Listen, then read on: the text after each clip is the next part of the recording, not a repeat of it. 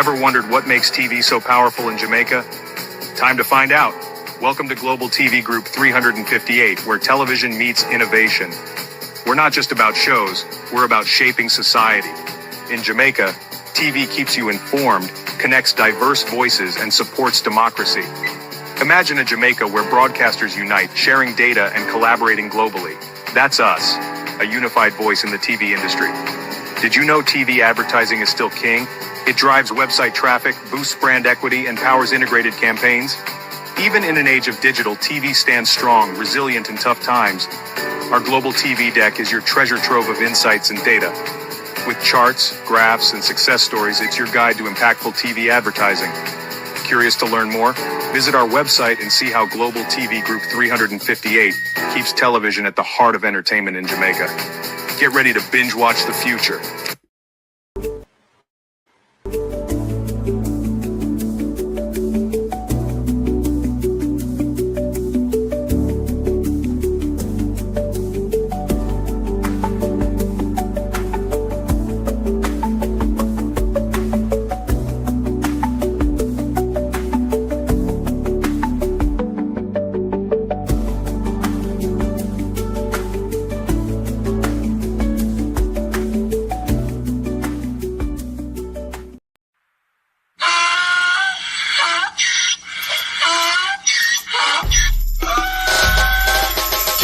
For me again, you can't for me again. You hold me down for a very long time. Can't buy sugar, we can't buy lime. Can't buy scandal, we can't buy time. You can't for me again. Can't for me again. You can't for me again.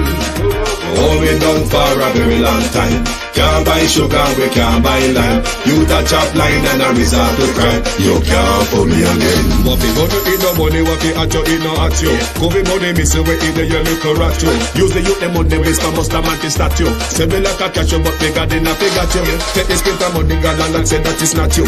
One day, the man above end up in my gutter. Too much it in the kitchen, some fly by like a patu. My singers and DJs and social media's coming at you.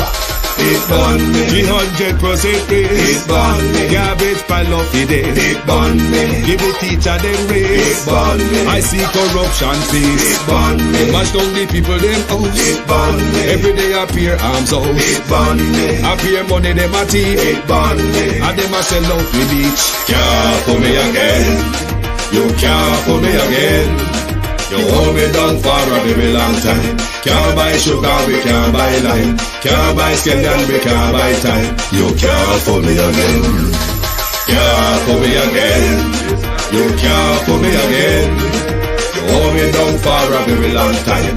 Can't buy sugar, we can't buy lime. You touch up line and a resort to crime. You can't for me again. For me say dig up all the charities and all of the givers. Some a go like say them powerful, me know me got bigger. The urgent the promises, none of them not deliver. Cut up the youth, the rap and they down in our river. Member bowl honey and they lie them tell. Corruption smell and they pocket them swell. Then police dog a market like Satan out of hell. Go mash up people start like people themselves. It burn me. On they treat the market man. It burn me. On them a treat the cat man. It burn me. On them treat the peanut man. It burn me. On them a treat the dirt man. It burn me. On them a treat the son man. It burn me. On them a treat policeman. It burn me. How them a treat soldier man. It burn me. How them a treat everyone. Can't for me again. You can't for me again. You hold me down for a very long time. Can't buy sugar, we can't buy lime. Can't buy scandal, we can't buy time. You can't for me again. Can't for me again. You can't. Stibby dim day. We in Global TV says certain kind of friend we no keep. And some informer friend we love like we in Global. Bona fake friend and bona thief. We in Global. We not promote them. We not support them. Look at them on the cheek come here represent for we in Global TV. Check it. Good night, and welcome everyone. Thank you for joining us this evening. And you are aware it is Friday evening. So definitely because it's a Friday evening, we will stick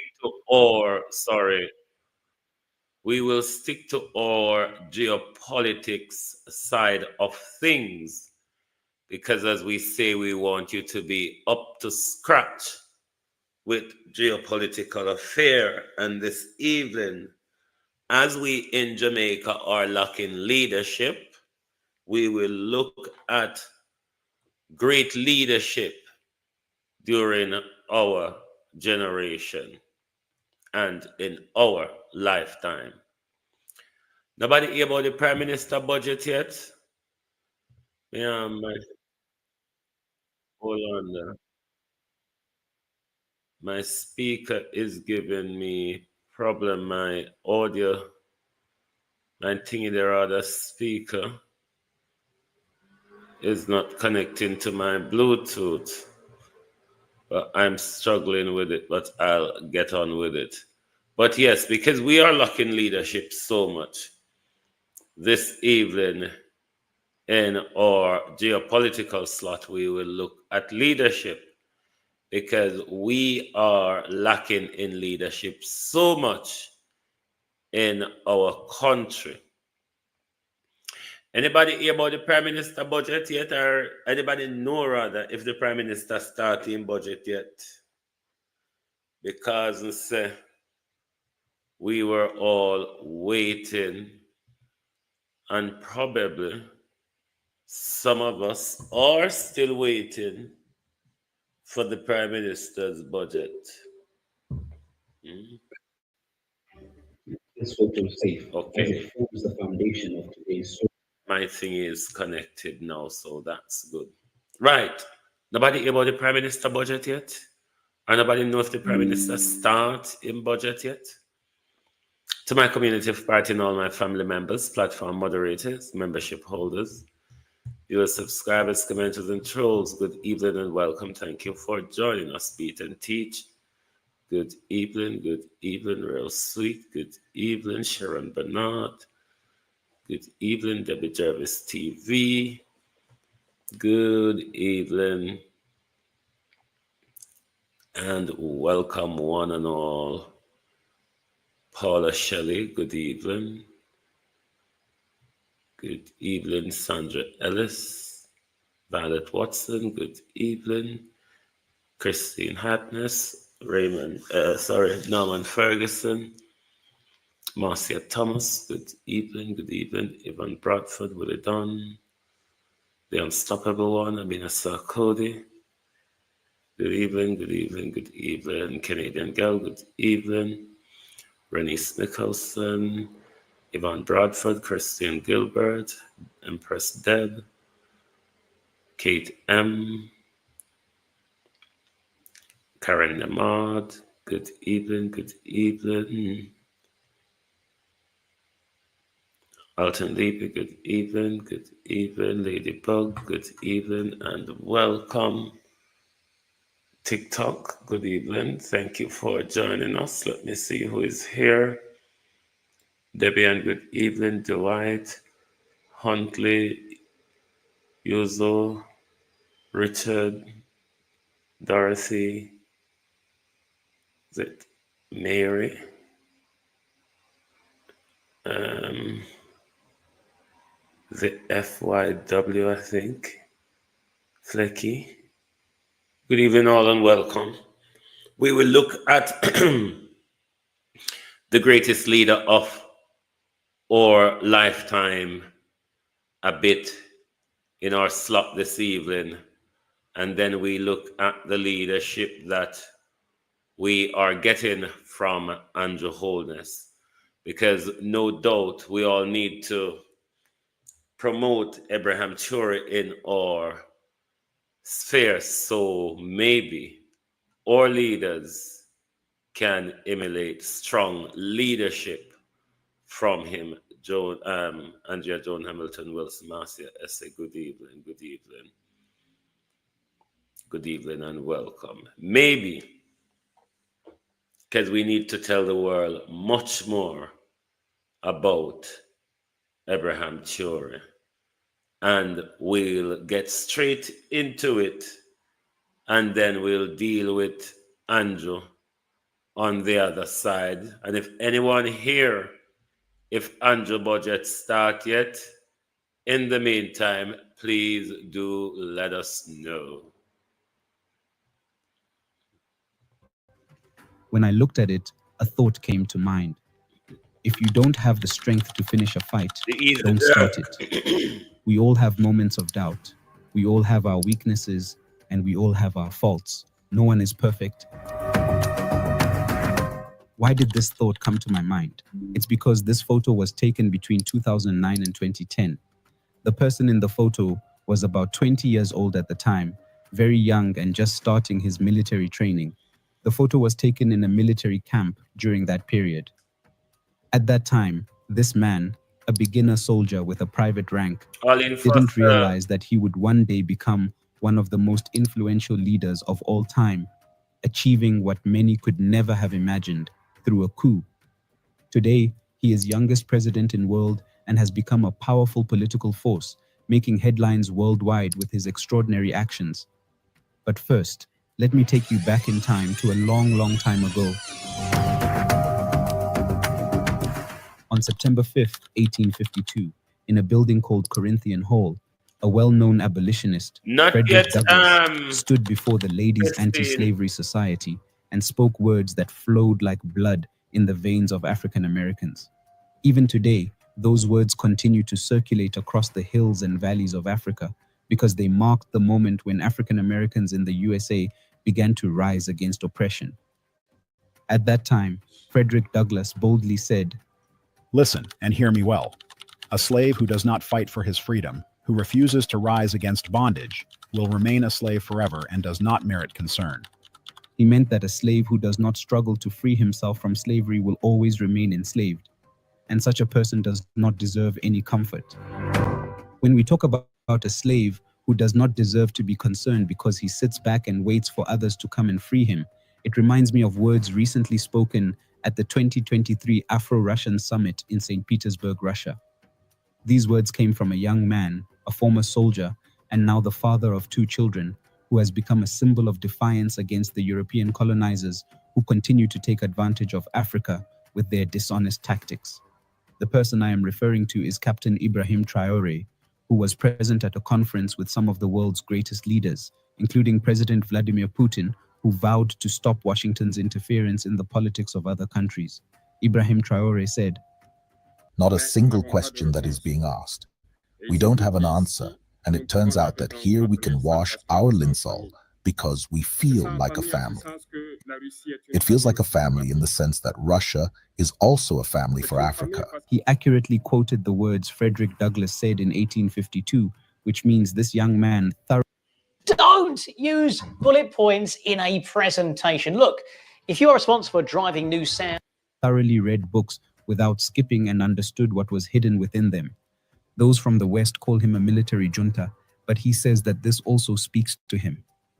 As for others who have heard what he says, what he does, and his political struggles, they immediately accepted what Magdalena Villaba called metempsychosis in 1976. In this theory, this scholar boldly claimed that in this mindset, when a person dies, their soul leaves their body and wanders in the air until it enters another person who then acts and behaves as the previous person did. Those who observed this concluded, no doubt, when Thomas Isidore Noel Sankara, the hero and renowned figure from Burkina Faso, died tragically on October 15, 1987, his soul left Ouagadougou, where he died, and traveled past the Kokologo region, passing through the bowls of Kudugu and Dedugu.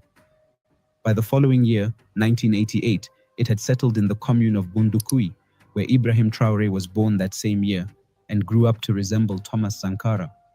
The prophecies in the writings of Magdalena Villaba, Kurt Friedrich Gödel, and Arthur Schopenhauer, which claimed souls would leave one person and enter another, were fulfilled in the land of Burkina Faso, known as the land of upright men, as the people of Burkina Faso proudly say in their praises and tributes to their hero, Thomas Sankara. Up until now, if you've been paying attention, the main story is about sharing some specific details about the world's youngest president. The president of Burkina Faso, Captain Ibrahim Traore. I know you've heard a lot about him, but let me tell you something unique that you might not have known about this man who chose not to laugh, because there is nothing to laugh about in this world. Let's dive into the thoughts and ideologies of this bold man who swore to lead the country, wearing face masks like the ninja warriors from faraway lands such as Yamashiro, Iga, and Yamato. I'm sharing. The only thing I'm seeing in the Glean, I haven't read it properly yet. I'll try to sift through it while this is going on. Kamina Johnson Smith spoke on the issue. I don't know why the Prime Minister keep standing behind everybody else except for himself and address the issue just like any other leader across the Caribbean is addressing it, but he's hiding behind Kamina Johnson Smith, Marlon Morgan, Christopher Tufton, but I have not heard anything from the Prime Minister.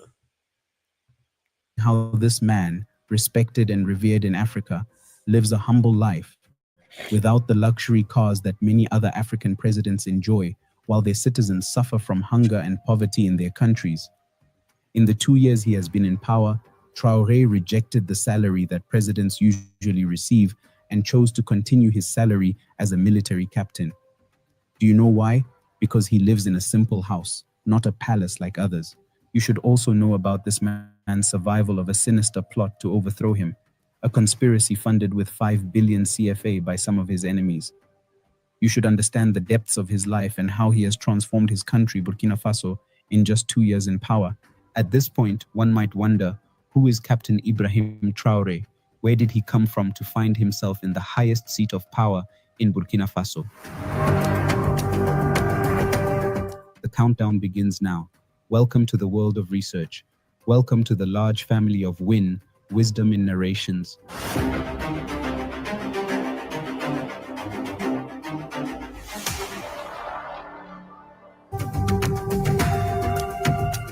Captain Ibrahim Traoré was born on 14th March 1988 in Kera, Bondokui, Muhun province of Burkina Faso.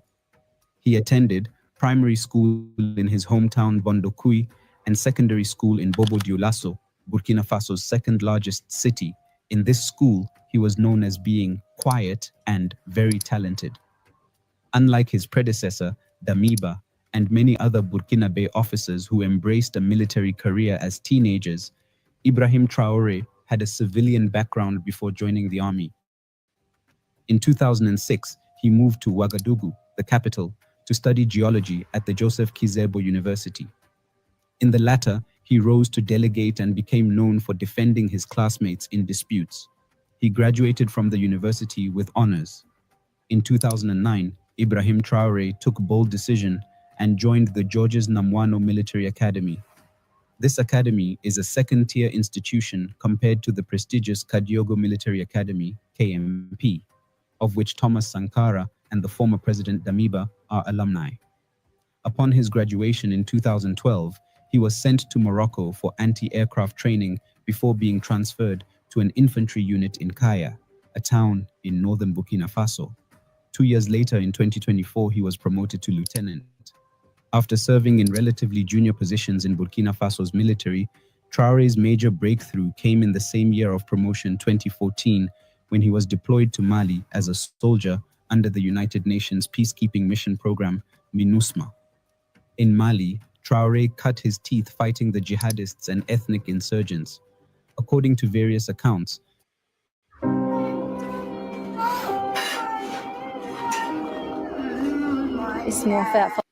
Traoré showed bravery in the face of a complex attack by militants in the northern Tombouctou region. This was in 2018. The following year, in 2019, he participated in a military operation codenamed Operation at Djibo in the Otapuanu offensive in Burkina Faso's restive east for 7 months and several other counterinsurgency operations in the country's north. Despite being touted as a major success, this operation resulted in only temporary withdrawal by militants from the region and a corresponding increase in attacks elsewhere in the country. Ibrahim Traoré also served in a detachment of Marcoye in the northern Sahel region at the so-called Three Borders Zone of Mali, Burkina Faso, and Niger on the front lines against jihadist groups, and took part in several operations there. People who knew Priori at the time said that he exhibited leadership attributes, including being willful, courageous, and close to his men. Ibrahim Traoré was promoted to the rank of captain in 2020. Around the same time, however, he was among the young and destitute officers who couldn't help observing their superiors' inability to contain the jihadists' threat in the field. Traore and his fellow officers were stuck between a rock and hard place. One source recounted an incident that occurred in 2020 when the town of Barsalogo in central Burkina Faso was on the verge of falling to jihadists. The highway into Barsalogo was believed to have been mined, so Traore led his men on a commando trek across the countryside, arriving in time to free the town. In Burkina Faso, the attacks by the jihadist groups include armed attacks, abductions, carjackings, improvised explosive devices, rocket attacks, and ambushes. The most affected regions in Burkina Faso are the Sahel, North, Central North, and the East. By late 2021, a humanitarian crisis was evident in many parts of Burkina Faso, and a quarter of the population faced food insecurity. By mid-September 2022, more than 3,000 people had been killed, a third more than in all of 2021. Overall, some 2 million people have been displaced in Burkina Faso. In January 2022, a military coup led by Lieutenant Colonel Paul-Henri Damiba overthrew the civilian government of President Roch-Marc Christian Kabore. President Kabore was elected in 2015 and re-elected in 2020 to replace President Michel Kafando, who led a transitional government following the 2014 popular revolution that ousted Blaise Compaoré. Blaise Compaoré ruled Burkina Faso for 27 years after taking power in the 1987 bloody coup that claimed the life of revolutionary leader Thomas Sankara. When Damiba took power, he cited President Kabore's inability to curb the Islamic insurgency plaguing Burkina Faso. Soon after taking power, Damiba instituted the Patriotic Movement for the Safeguard and Restoration, the MPSR, and vowed to reconquer the country by fighting the jihadist insurgents and helping the 2 million internally displaced people return to their homes. Captain Ibrahim Traore became a member of the MPSR, as Damiba's junta chose to call itself. In March of 2022, Damiba promoted Ibrahim Traore to become the head of artillery in the Kaya regiment in the center of the country, but it was a move that ironically would sow the seeds of Damiba's own downfall. Now, Damiba is the president who, with the CIA and the French and the rest of the Europeans, who assassinated Thomas Sankara. And he, after that plot, he immediately became president and, one could argue, a dictator. Unfortunately, during President Damiba's short time in power, attacks by militant Islamists increased in Burkina Faso as they seized territory in rural areas. No, not Damiba, the one before Damiba, the one who Damiba overthrew. That was the one who killed Thomas Sankara. Then Ibrahim Traore overthrew Damiba. Sorry. Areas and encircled cities. Under this new government, little improvement was seen by many members of the military. Those stationed in remote areas often did not receive their pay on time. Captain Ibrahim Traore's regiment became a source of discontent, and Traore himself, tasked by his colleagues with channeling their frustrations, made several trips to Ouagadougou to plead their case with President Damiba. As the months went by, discontent with President Damiba continued growing among the troops. The soldiers still faced the same logistical difficulties and were suffering heavy losses. This is while Lieutenant Colonel Damiba and his entourage of air-conditioned officers sitting in their comfortable, cool headquarters in the capital were accused of being out of touch with reality. Yes. Disillusionment at the response of Damiba's government turned into anger, which appears to have crystallized among the soldiers into resolve to seize power. Like the January push, the trigger was an attack on 26 September 2022 by jihadist forces on a 150-truck convoy loaded with food headed for Djibo, one of the main cities in the war-torn north. This city of 60,000 people had been under siege by terror groups for about 18 months. This attack on the convoy, which was claimed by an Al-Qaeda-linked group, killed 37 people, including 27 soldiers. In the army ranks, the frustration was clear, especially among the youngest members. This defeat of the army was pinned on Damiba. A week earlier, he had mobilized a 70-strong delegation to attend the United Nations Summit in New York. There, Did you know that there was a relatively unknown way to profit from artificial intelligence without needing to come from a technical background? But I'm not. President Damiba argued that his government was making some progress in the fight against terrorism, and he also asked for support from the international community. The trip to the United Nations Summit was perceived at home in Burkina Faso as wasteful and in total disregard of the dire insecurity situation of the country.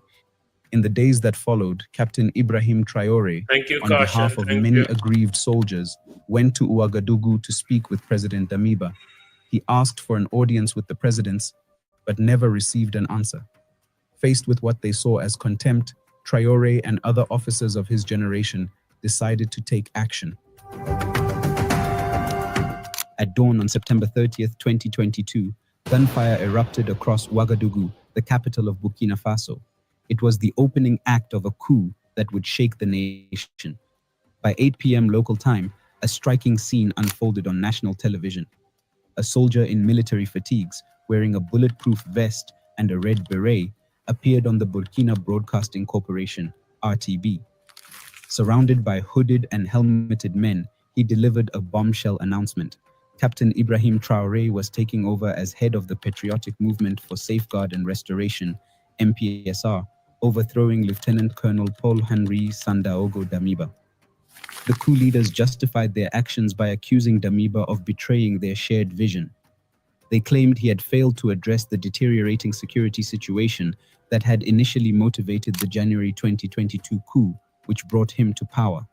Instead, they said, Damiba had focused on unfortunate political adventures, neglecting the fight to reclaim territories occupied by jihadist insurgents. According to Traore, he and other officers had attempted to persuade Damiba to refocus on the rebellion, but his refusal left them with no choice but to remove him. Discontent had been brewing for months, especially among younger officers who carried the hardest burden of the fight against armed groups linked to ISIL and Al-Qaeda. The elite Cobra unit, known for its frontline operations, faced delays in pay, further deepening frustrations. When the plotters launched their coup on September 30th, Traore, still a captain, found strong support within the Cobra unit, which played a key role in the operation. Traore's junta declared its commitment to addressing the country's challenges. They vowed to refocus on national security, restore territorial integrity, and uphold Burkina Faso's international commitments, including respect for human rights. Additionally, they announced plans to diversify Burkina Faso's international partnerships in the fight against jihadism. However, the coup soon escalated into a broader crisis. On October 1st, with their takeover appearing to struggle, Traore and his officers accused Damiba of seeking refuge at the French military base in Camboinsin, where they claimed he was planning a counteroffensive. In a nation filled with anti-French sentiment, this claim ignited outrage.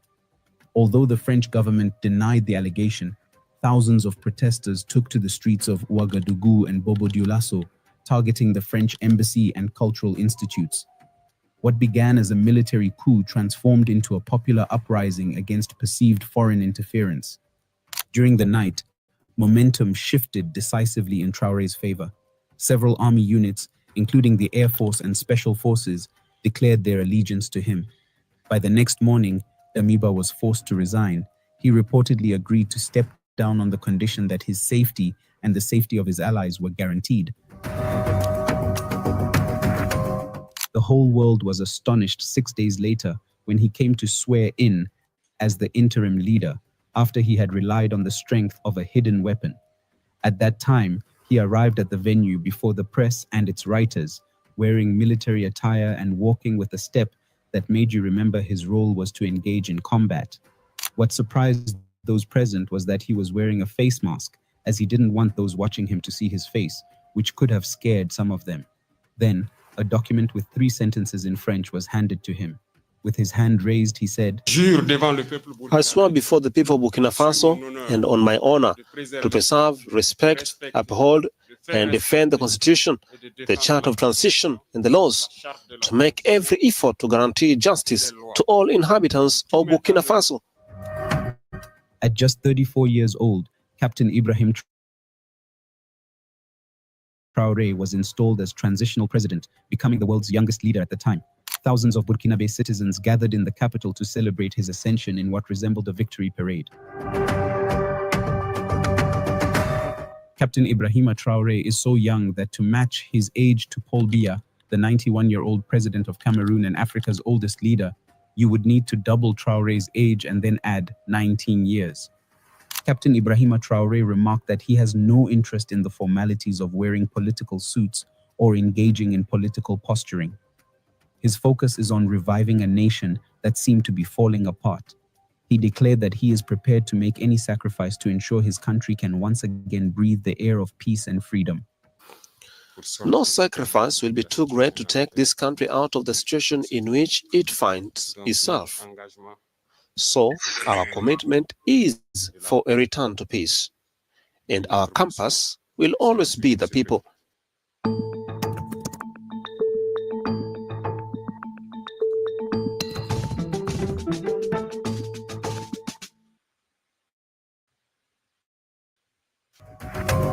However, it became evident to the more observant minds that Ibrahim Traoré is backed by a man of St. Petersburg, Vladimir Putin.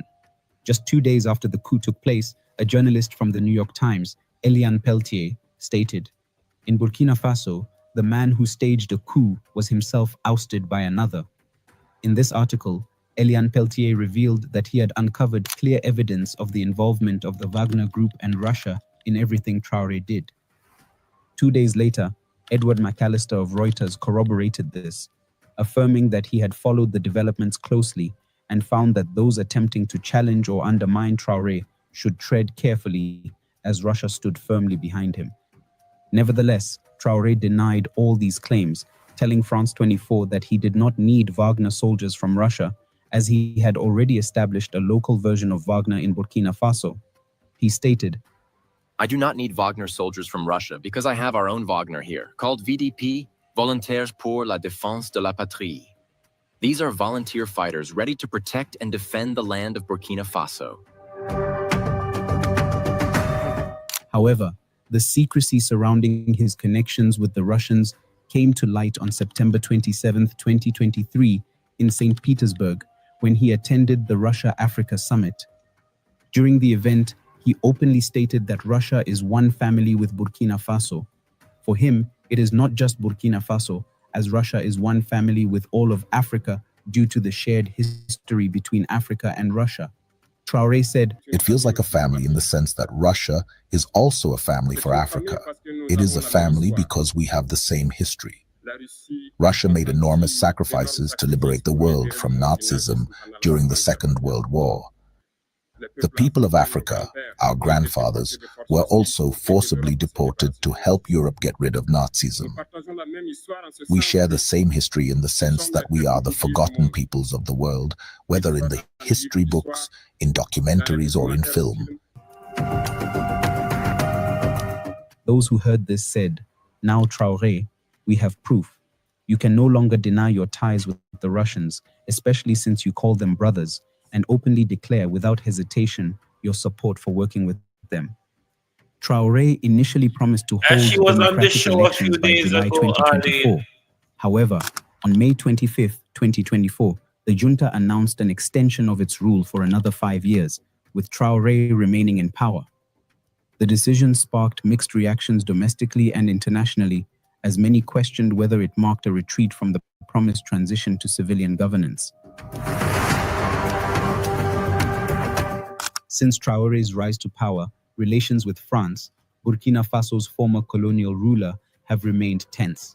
Demonstrations demanding an end to the French military presence reflect a broader sentiment across West Africa and the Sahel, where anti-French sentiment is growing. Traore's leadership has also seen Burkina Faso strengthen ties with other global partners, signaling a shift in the nation's foreign policy.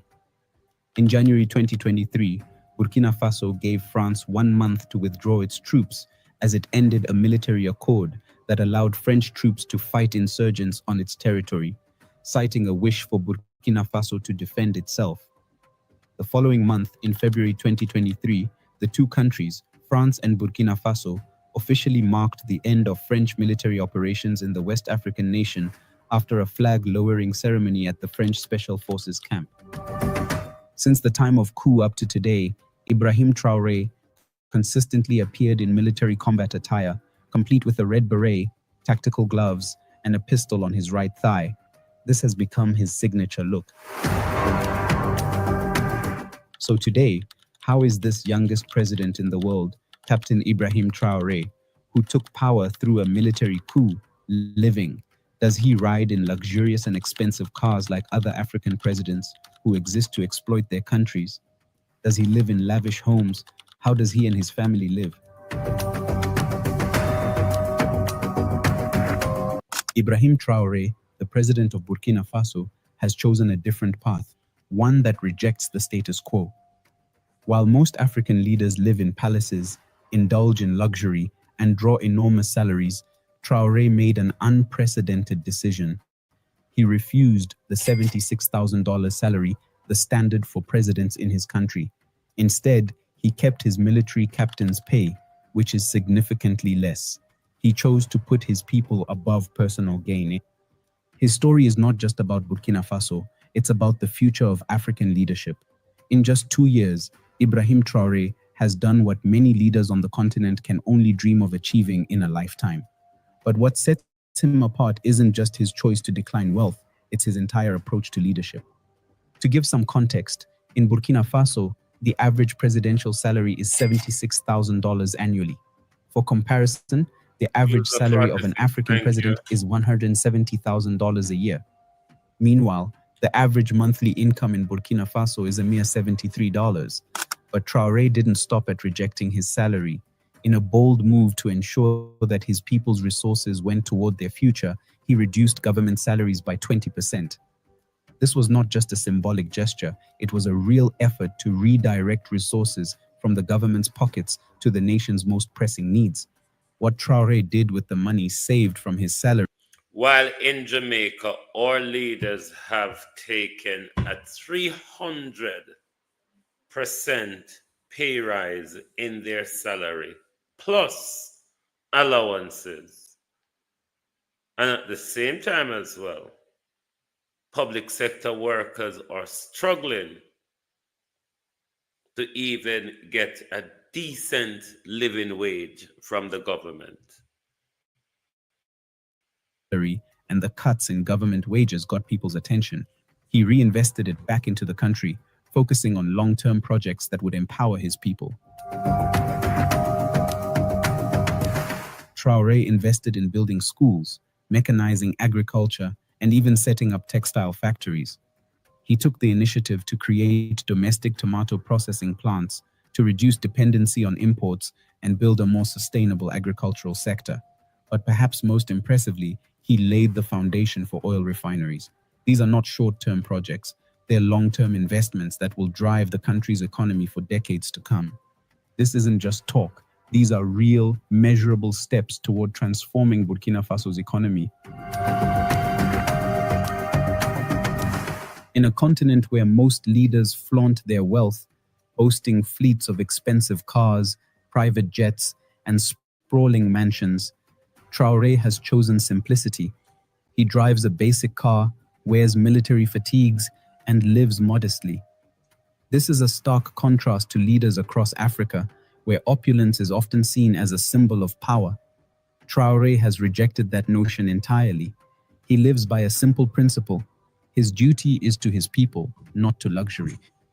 His leadership style has earned him comparisons to Burkina Faso's revolutionary hero. Right. We're going to move to another strong leader, which is Julius Malema. The day Julius Malema becomes president of South Africa. Game over for imperialism in South Africa. Game over for imperialism. I want us to listen to Julius Malema together, because this is a comrades, man. we must never succumb to pressure of America. America has never helped us with anything, even during our... I hope Andrew Holness is listening, because leadership is the issue that we are facing. Well, since Donald Trump and Marco Rubio and the Cuban doctor issue, everybody is taking a stand on the issue, leading from the front. Andrew Holness, when him now stand behind Kamina Johnson-Smith, he might turn up behind Tufton, or he might turn up behind Marlon Morgan. When is Andrew Holness going to lead from the front, sir? You are our Prime Minister. Zeets, well gone. When is Andrew Holness going to lead from the front and stand up behind everybody and speak to Jamaica people, act as if we vote you to represent we? Apartheid. They cannot threaten us now with sanctions. Everywhere else America goes, you must know they never go to help those people. They go to destabilize those countries. They did the same thing in Libya. They did the same thing in Iraq. They did the same thing in Afghanistan. Now they want to come to South Africa and destabilize it. We must unite against American imperialism and colonialism. We must not be intimidated by Elon Musk and everybody who stands with him. All those who are offered an opportunity to go to America because there is a genocide against them in South Africa, you are free to go. The borders are opened for racists to leave South Africa. We have no home for racists in South Africa. Our friends will never be United Kingdom. Our friends will never be France. Our friends will never be USA. They were never there for us during difficult times. It doesn't matter what Trump will do to us. We will die next to the Palestinian people. We will be buried next to the graves of the Palestinians. Comrades, our people are being killed in Sudan. Life is being lost. No one is saying anything because it's an African life. We must fight and always continue to raise the plight of the children and women of Sudan. We must no longer allow a situation where blacks kill other black people because they want riches of that country. Africans must unite everywhere and do not find it easy to kill one another during these difficult times. Our lives remain cheap, our dignity remains undermined, and we are still disrespected by white supremacists that insist that white people must be comfortable at the expense of black people. And when white people are not comfortable, then black people must be punished with sanctions and isolation. We must ask the ruling government, why do we not tell those who seek to sanction us for fighting for our land that it was Nelson Mandela's dream that South Africa should be equal? Why do we not remind the international community that loves Nelson Mandela so much that Nelson Mandela did not stand for reconciliation only, but he believed that the land and the wealth of South Africa must be shared. And for this, he started an armed struggle because the white apartheid regime did not listen to a peaceful means. Why does this government not tell the USA that when white racists refused equality, Nelson Mandela said they must just be confronted with arms? and that today we are better because we are confronting racists with legislation and the constitution to expropriate land without compensation. The approach of this government, which seeks to plead with imperialism, is cowardice, and we must never allow. The USA is not interested in diplomacy. The USA is interested in dominance over us by any means necessary. And we must stand up and fight for ourselves because we represent a historical mission. And that mission is the return of the land. Whether Donald Trump's like it or not, we are going to fight for the return of the land in South Africa. Comrades, we gathered here at Jomo Dam while our nation faces global pressure to project the rights of white minority, while at the same time, African people have never known peace and have never known justice. Not a single army general, policeman, or a station commander was ever prosecuted for the Sharpeville massacre. Not a single soldier, not a single police officer was ever arrested or prosecuted for the murder of kids during June 16 uprising.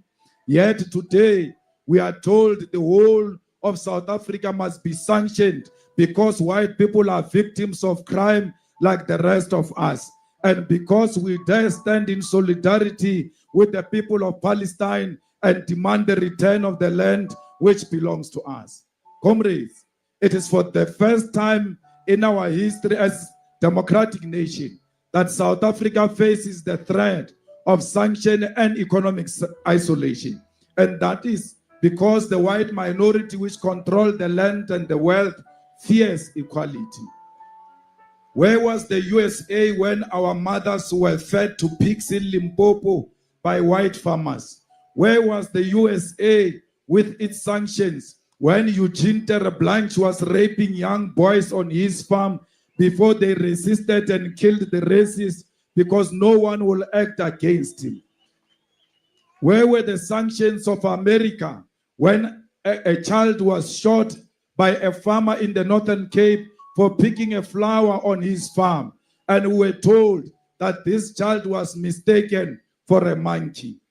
Where was the international community when the racists at the University of Free State fed our mothers who were domestic workers? Too much Mac clutter? Human waste. Why were our people who were stuffed into a coffin alive in Mpumalanga not offered refugee status in America? Comrades, what does the USA have to say about the murderers of Flag Plus who roam our society today freely and have never accounted for their crimes? Why is the International Criminal Court to prosecute Voter Basson, Dr. Death, who used chemical warfare and medicine to poison and kill anti-apartheid activists? Voter Basson, who committed these human rights violations, is sitting comfortably here in South Africa while victims of his biological warfare, which violated human rights, suffered the consequences and never saw justice. How can we be expected to reconcile with those who have never acknowledged these crimes and were never held accountable for them?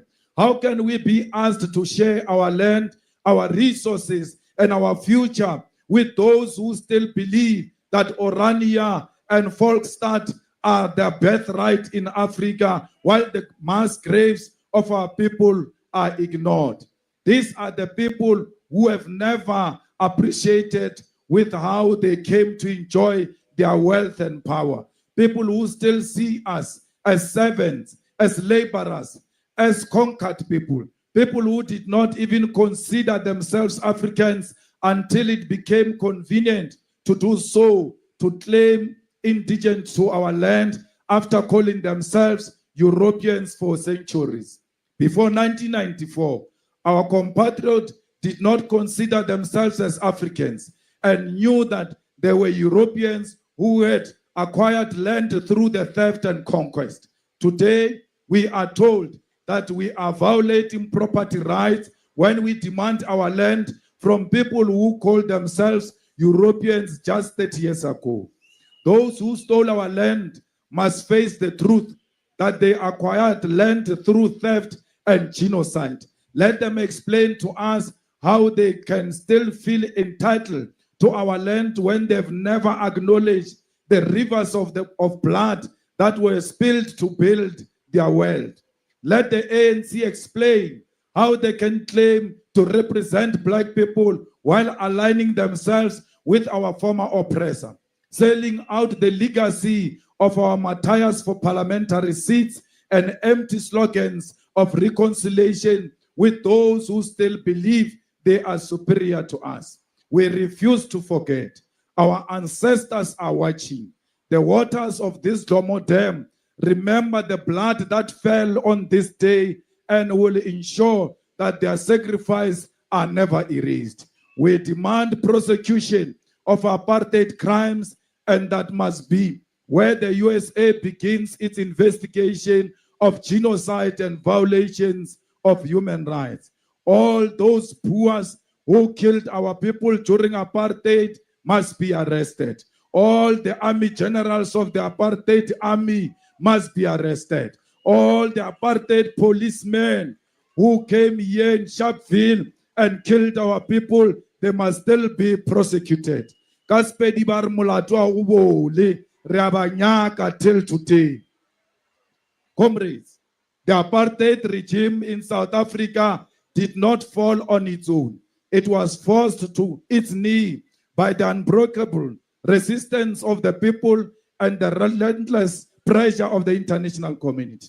Nations across the world took a stand against racist state by imposing trade sanctions, diplomatic isolation, and sporting boycotts that crippled the apartheid economy and exposed its brutality to the world. It was a Pan-African struggle supported by our fellow African nations who understood that the oppression of one African nation was an attack on the entire continent. This nation sacrificed their own security, stability, and resources to assist in the fight for our liberation.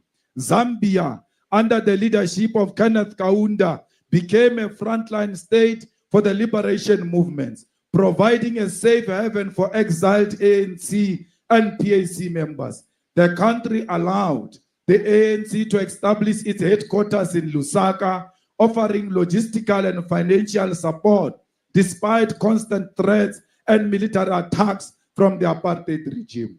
Zimbabwe, following its independence in 1980, played a crucial role in supporting South African liberation fighters, offering training camps, military aid, and political backing in international forums.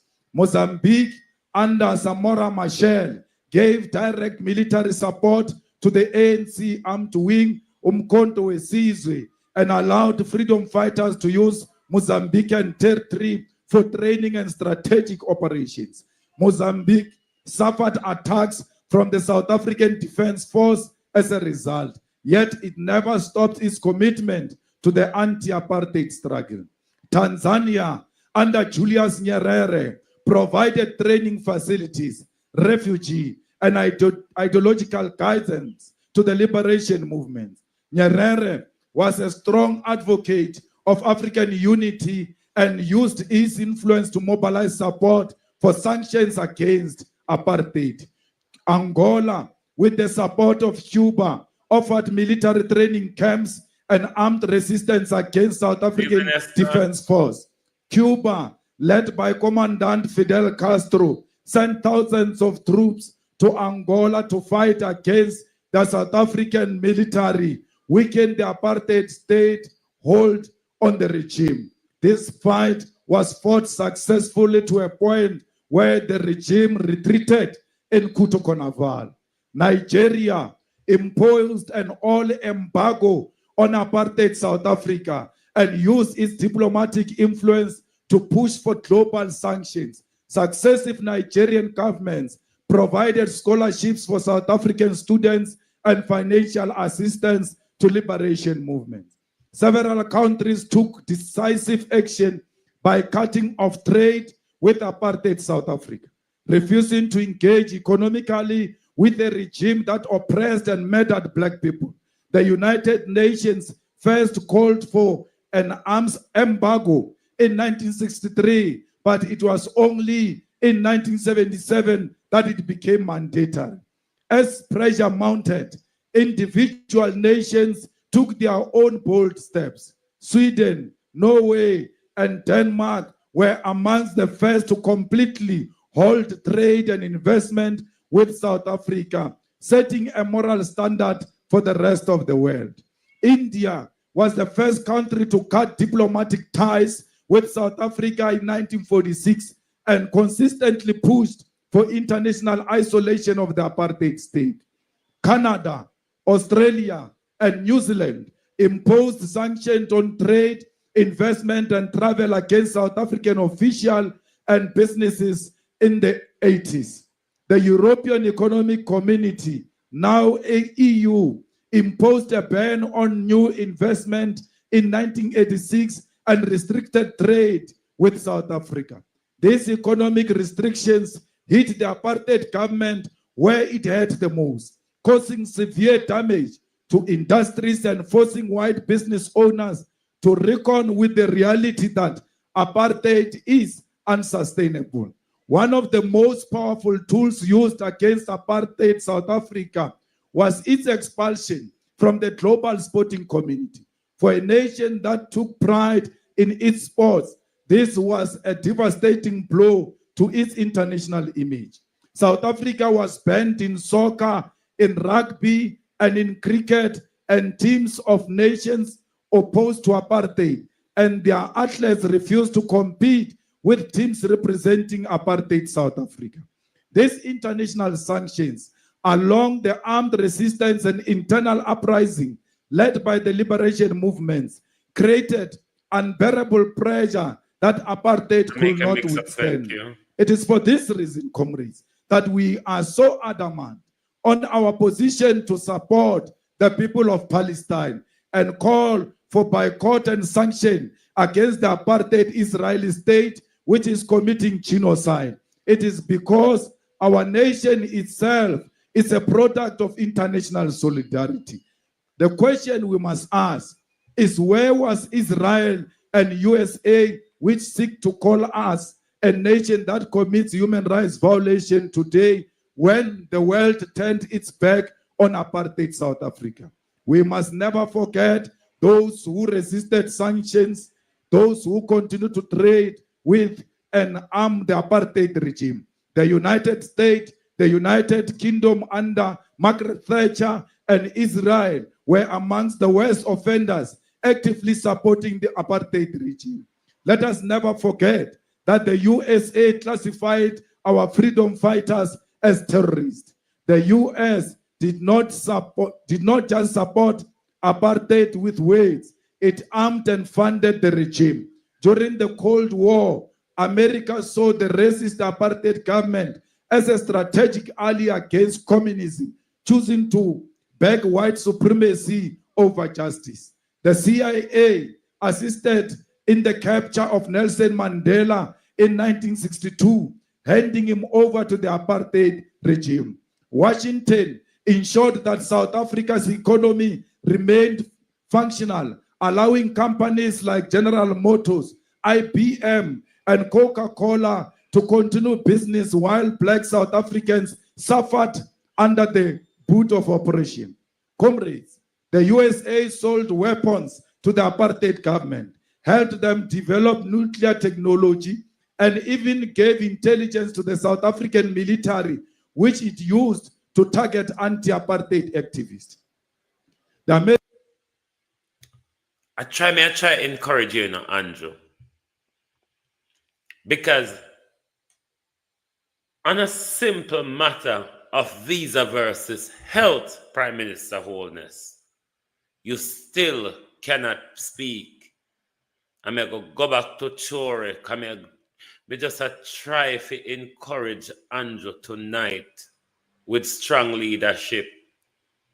because he is lacking gravely. He is lacking gravely. We're just trying to see if the Prime Minister will just raise up and protect the people of Jamaica health.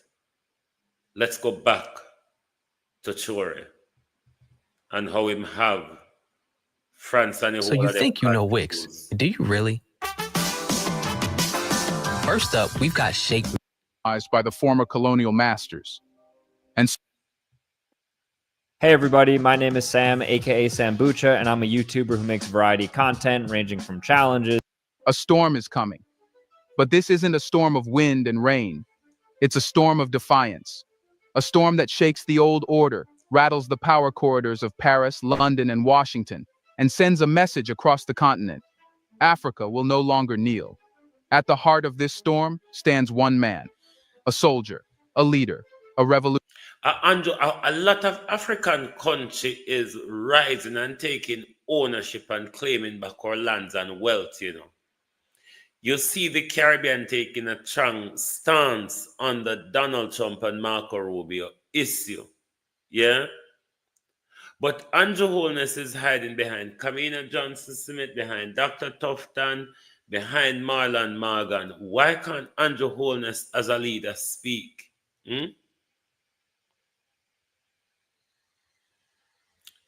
Is it L State Shopping Express Shipping LLC? Good evening.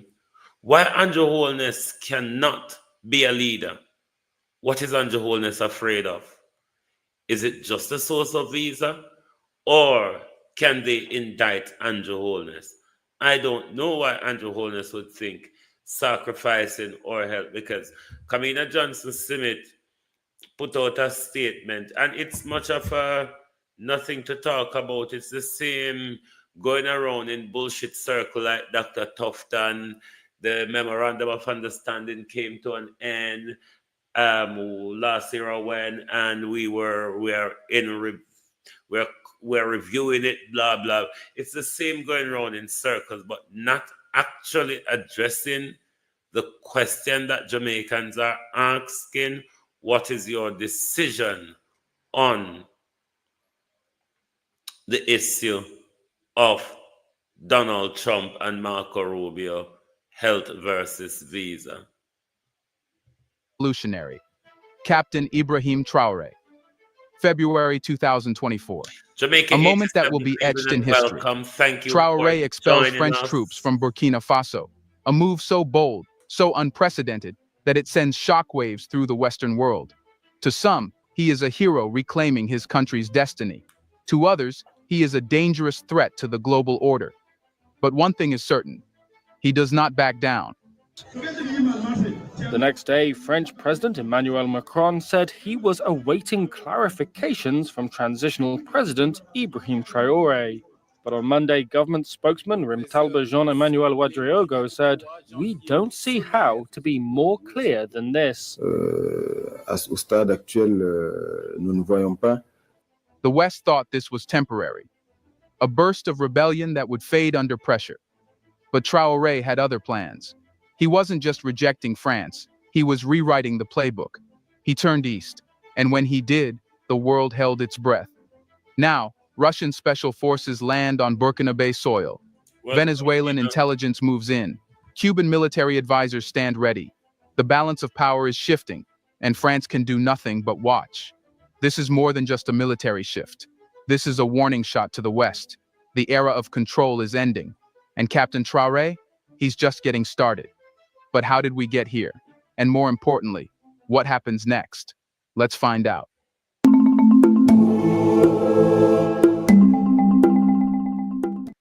The world thought it had seen this story before. An African leader challenging the West, standing tall for a moment, only to be dragged down by pressure, sanctions, or worse. But this time, something is different. The script is changing. The West is no longer the only player on the board. The balance of power is shifting, and Burkina Faso is at the center of it. When Captain Ibrahim Traoré expelled French troops from Burkina Faso, it wasn't just about removing foreign boots from the ground. It was about severing a chain that had kept the country locked into an arrangement where France dictated security, dictated resources, dictated the future. For decades, Burkina Faso was expected to follow orders. But suddenly, that control was gone, and the question became, what happens next? For the West, the Bone-on-bone pain in the knee? Watch this. Thank you, I used to Merle. suffer from chronic knee pain caused by expectation was simple: isolation. A leader like Traoré, young and daring, should have found himself alone, facing diplomatic pressure, military threats, and economic retaliation. That's the way it always worked. Remove the West, and you remove the safety net. Cut off French influence, and the so-called protector turns into a punisher, ensuring no alternatives exist. But Traoré was not walking into the abyss. He was stepping into something entirely new. Within weeks of rejecting France, new forces began arriving. Forces with no history of colonizing Africa, no legacy of plundering its wealth, and no intention of keeping it subservient. Russia, Venezuela, Cuba. Their presence signaled a reality that France had refused to acknowledge. The world had changed, and so You heard the people. Venezuela and Cuba. A Jamaica wanna suck up to America, you know. A Jamaica one I walk and suck up to mad America. so had Africa's choices. And it's only because Andrew Holness isn't a leader. Judith Bradford. The only reason why we are suck up to Donald Trump is because Andrew Holness is a leader. Jamaica 87, you forgot jump and kin Pupalik today. If you don't want to call Andrew name, just simply tell the youth to resign. It not hard. It don't hard for Andrew step down. Otherwise, his name I go continue to call. So if you don't want to call Andrew name, tell Andrew to step down. It is very simple. Russia's involvement was the most striking. While the West cried influence, Moscow played by a different set of rules. The arrival of Russian special forces was not an occupation. It was a partnership. These weren't just military personnel. They were counterinsurgency experts, strategists, and battlefield specialists.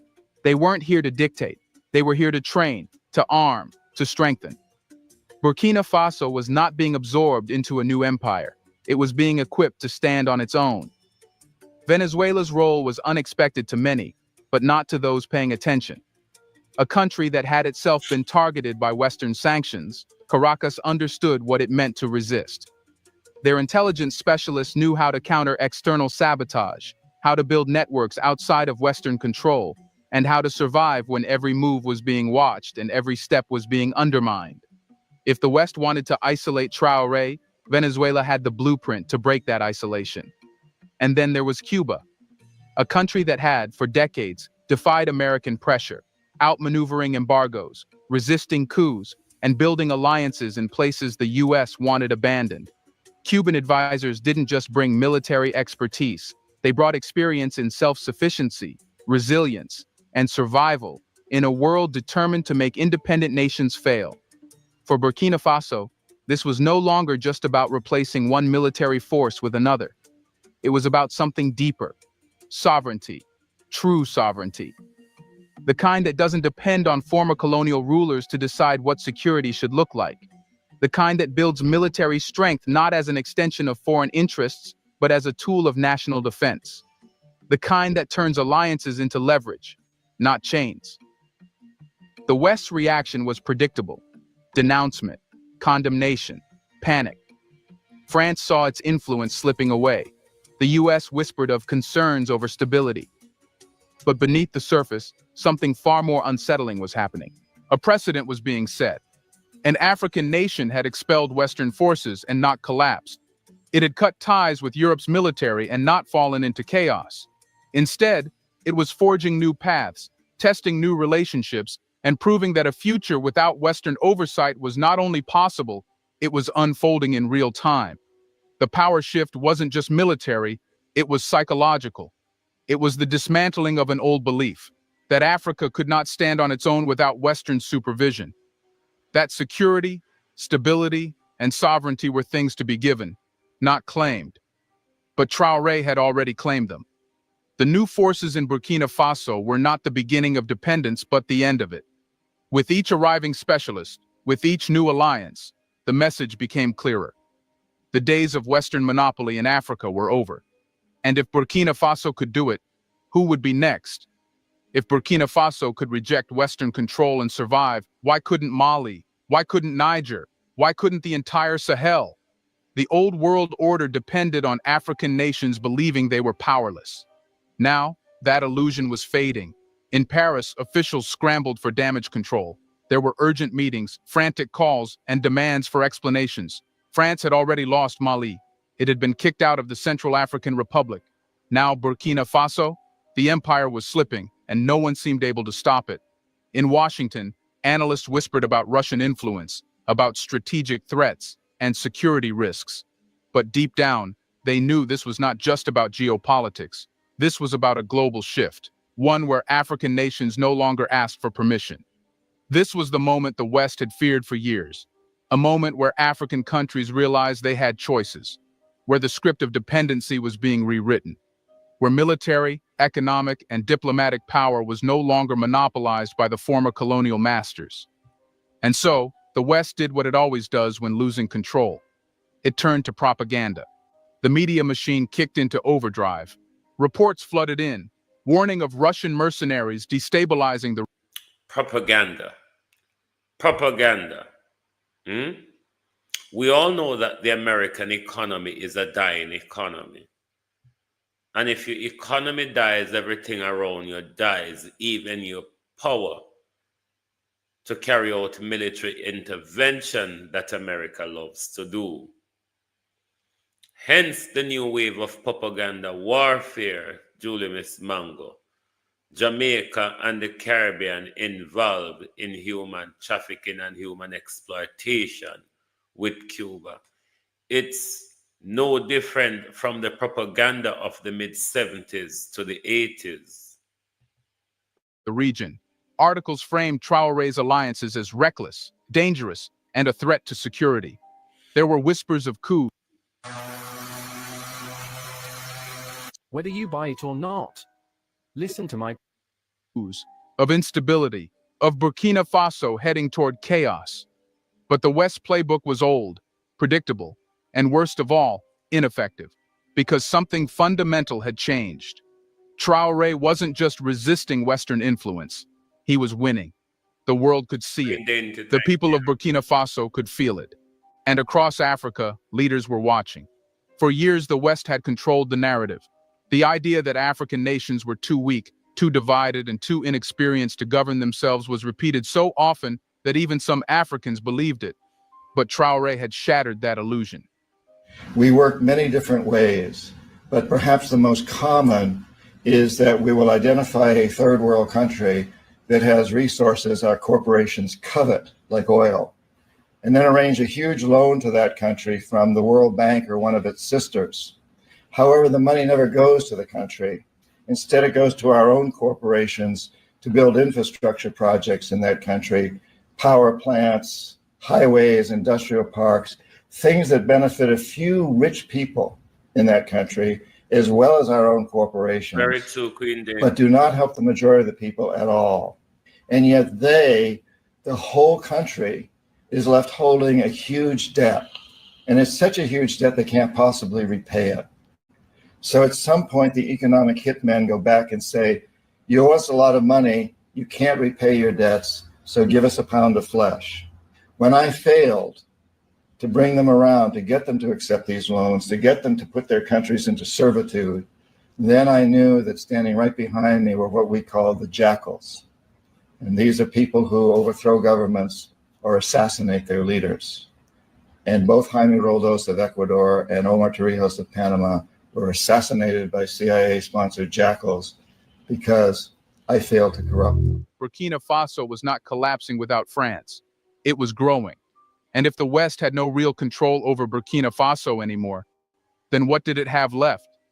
The panic was no longer just about military bases. It was about the loss of an empire. But now the question is, can Burkina Faso survive without the West? Is Russian support enough? Power isn't just about soldiers, it's about money. And if the West couldn't control Burkina Faso through military bases, it had another weapon: economic strangulation. For decades, France's dominance over West Africa wasn't just about troops on the ground. It was about a financial system designed to keep its former colonies dependent. The CFA franc is a currency controlled by Paris, trade routes that always led back to Europe, foreign aid that looked like generosity but functioned like a leash, tightening whenever a leader stepped out of line. Burkina Faso had just taken a bold step, cutting off the military ties that kept France in control. But could it survive without the economic safety net the West had woven around it? Western strategists believed the answer was no. They had seen this before. Leaders who challenged France found their economies squeezed, investment withdrawn, trade cut off, aid frozen. The script was familiar. First came the military expulsion, then the financial retaliation, then the inevitable collapse. That was how the system worked. Except this time, something different happened. Burkina Faso didn't crumble. It pivoted. It turned to new trade routes, new financial partners, and new models of economic survival. Traoré had been preparing for this moment, and when the West tried to pull the plug, he had already found a new power source.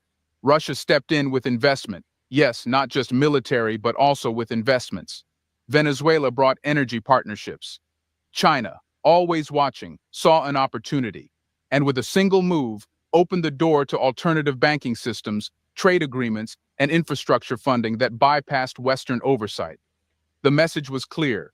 Burkina Faso didn't need the West's permission to thrive.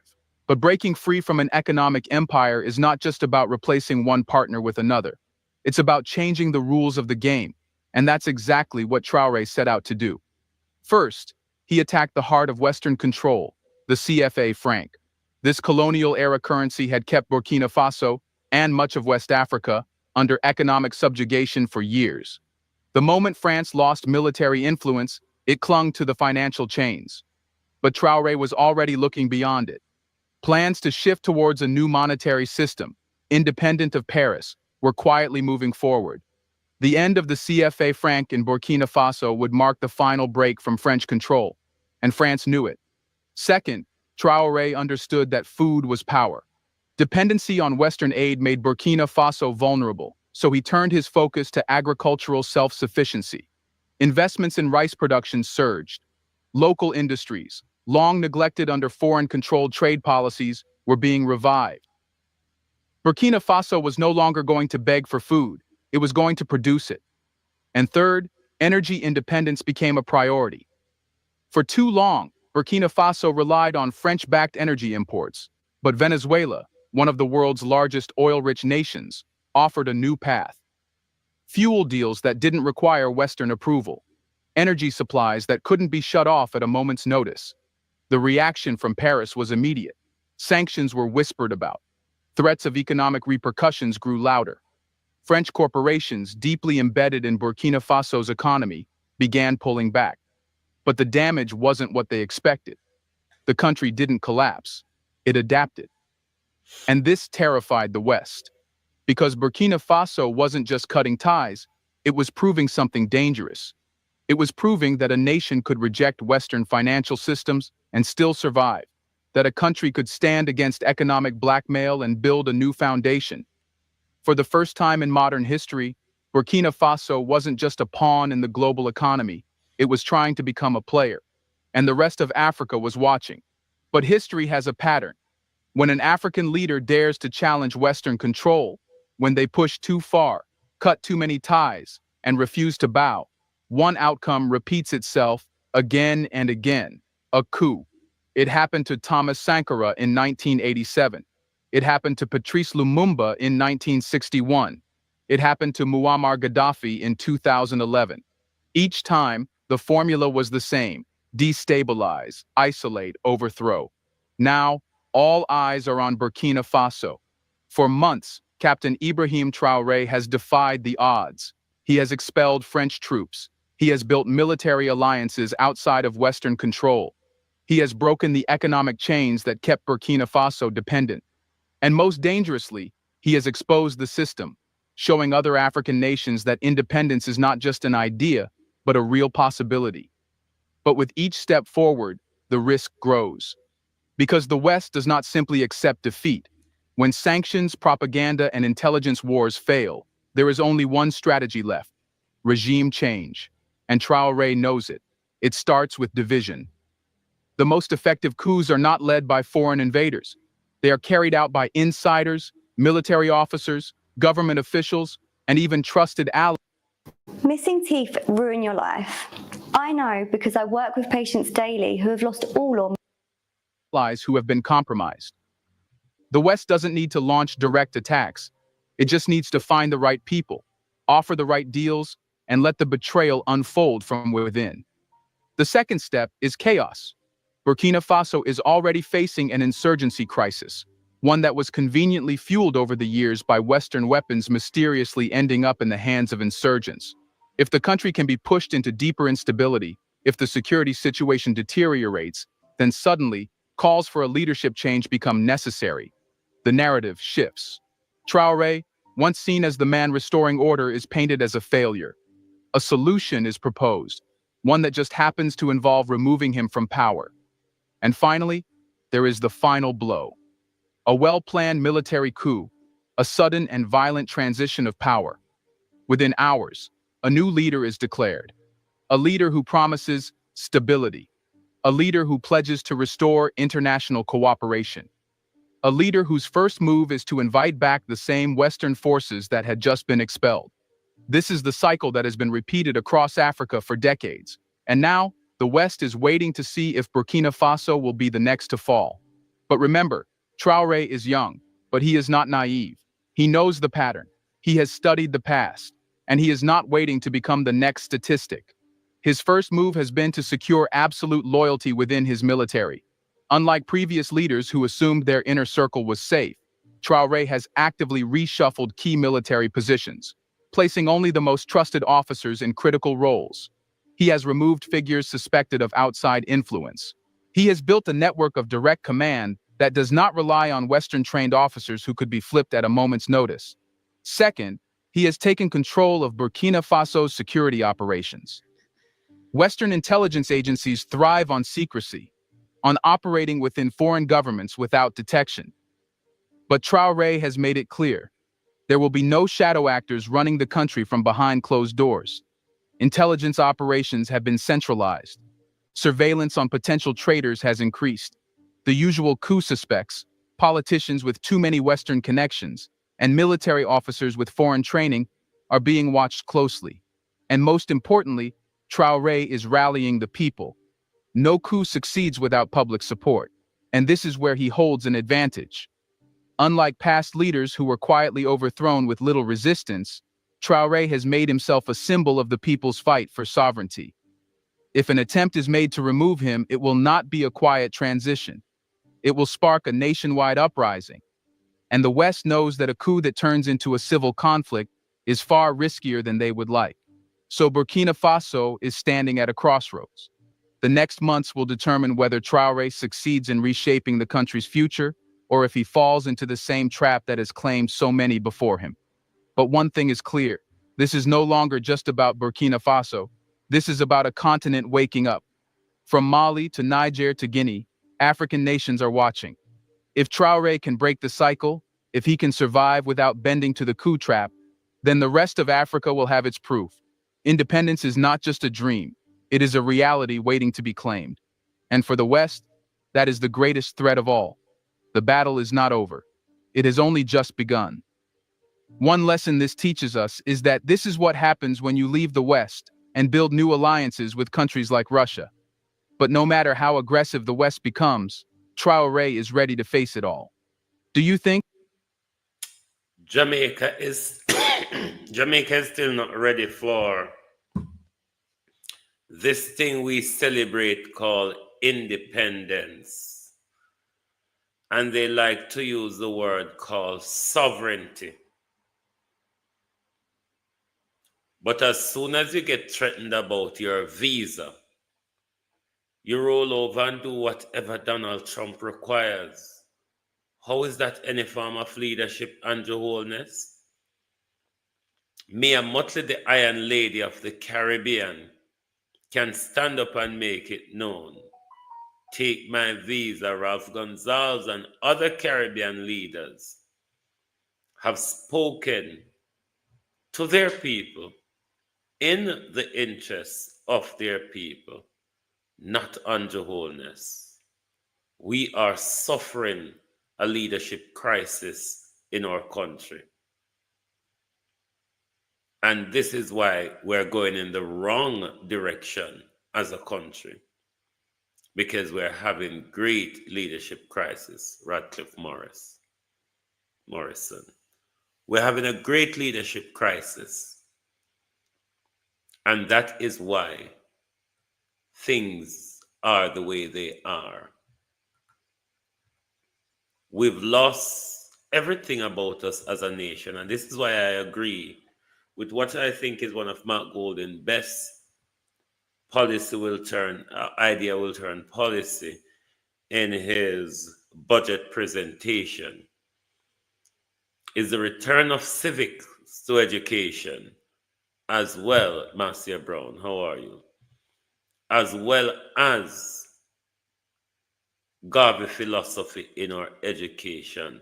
Because this current generation of us in Jamaica, we don't know what it is to stand up for justice.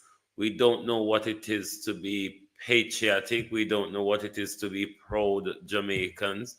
We don't know what it is to value country first above politics. And for me, I think that was the greatest part of Mark Golding's speech for me on Tuesday, when he vowed to bring back civic into education and introduce Garveyism in our education, because that's the only way we're going to get back to a mental level where we understand that the fight continues. It's not over. This so-called democracy, free speech, equality, and all that was a lie to keep we calm. There's a thing called economic independence, which is what independence really is. Economic independence. When the IMF, World Bank, IDB, and the European Central Bank and all of them don't have power over you. When your economy don't have to depend on these countries who hold you at ransom to finance your budget and to feed your people and to educate and medicate your people, we're in a problem. We're in a real problem. And that's why Andrew Holness cannot continue. Because Andrew Holness is leading us in a blind spot where America is in its last dying days. And when every country is waking up to America, Andrew Holness is selling us out for a visa. Just a visa, you know.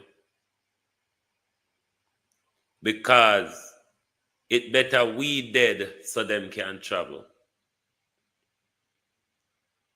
Remember, it was the same Andrew Holness who unlocked the country to have a general election and spike the COVID figure and kill off a lot of you. And then tell you, say, God make X, Y, Z, and you fit techie.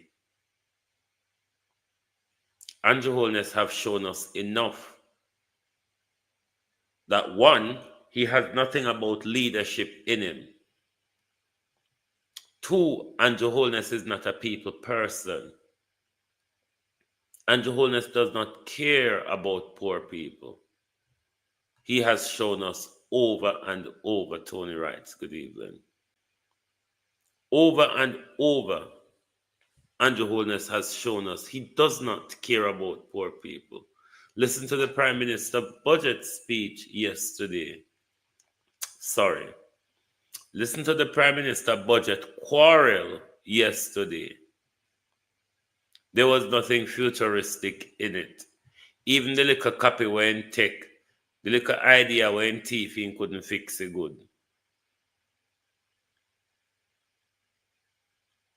Jamaica is moving into dark days if Andrew Holness should win a third term. Ken, good evening. If Andrew Holness should get a third term in Jamaica, Jamaica will move into very, very dark days.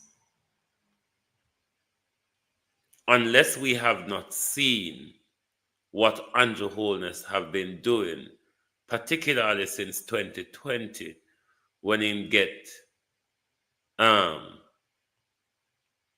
majority in Parliament. He has abused us at whatever level he can. Since Andrew Holness come to government, he has been abusing our rights using Zozo state of emergency, all of that, until the court have to stop him. Regardless, people say him do this for the economy. It doesn't trump above our rights. If a government is claiming that they are the best with your economy and the best with this, they are not the best for our freedom and our rights. Andrew Holness has shown us that. He has also shown us that he's a selfish leader. There's nothing selfless about Andrew's leadership. Because if he's willing to sacrifice a health partnership for a visa to travel to the United States, then that's a very selfish leader. There's no selflessness in him. And you cannot lead being a selfish person. Blessed, good evening. You cannot lead, Robert, how are you? Being a selfish person. So Andrew Holness must step aside or hurry up and call the general election so the country can get good leadership. Critical thinker, good evening. Our country is crying out for leadership, especially in a time where it's geopolitically unstable at the moment, where you have a mad president in the United States, and depends on where the wind blows or the side of the bed he rolls out of in the morning, things can change. It is the reason why you see a lot of leaders in Africa and the Caribbean is standing up, because it is not a US president that you can say if he says it, that's what it's going to be. It could be anything at any time. You can't follow Donald Trump. You have to be decisive when you're dealing with such a person. But because Andrew Holness have the same traits as Donald Trump, Andrew Holness have no problem in selling out Jamaica people to Donald Trump, all for a visa. That's why him come to Parliament without a budget. You're seeking a third term and you turn up a Parliament without a budget. When you work out the budget, we still there wait for hear we're in there. I don't think so. We are confused that the quarrel where you come to Parliament come quarrel yesterday, it is a budget. We used to budget. And we have not heard it. That's why a lot of people, Prime Minister, is still asking, when are you going to read your budget speech? Anyway, my people, thank you for being here tonight. You know, as a Friday night is our geopolitical slot where we try to keep you informed and educated and up to date as what is happening in the geopolitical spheres.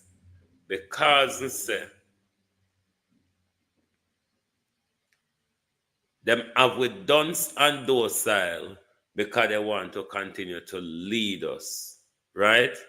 If we don't inform with self, we're going to be left behind. That is why I'm dedicating Friday nights to keep you informed of geopolitical issues. Me know say a lot of the Jamaica audience don't love them something there. Them love the political flash out, labor right, and PNP. The world is bigger than that, my peeps. All right? The world is bigger than labor and PNP. So we need to understand what is happening in the world and how it affects us, and how, for that matter, we can maneuver in this changing world.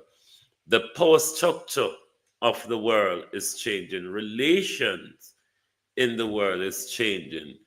We need leadership to take firm decision going forward. Andrew Holness is just not that person. Thank you for being here tonight. Have a lovely weekend. We won't be out here tomorrow unless there's a breaking news, but we will return on Sunday.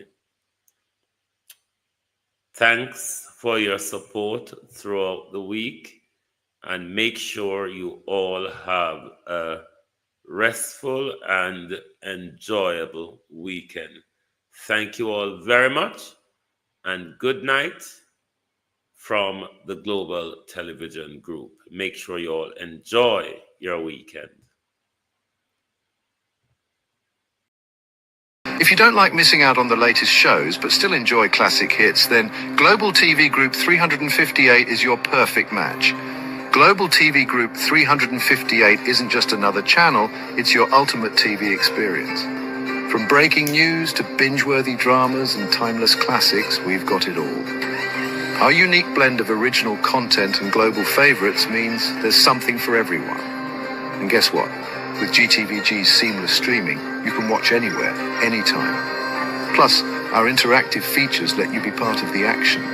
So, whether you're a seasoned binge watcher or a casual viewer, Global TV Group 358 is here to keep you entertained day and night. Don't just watch TV, experience it with Global TV Group 358. Subscribe now and never miss a moment.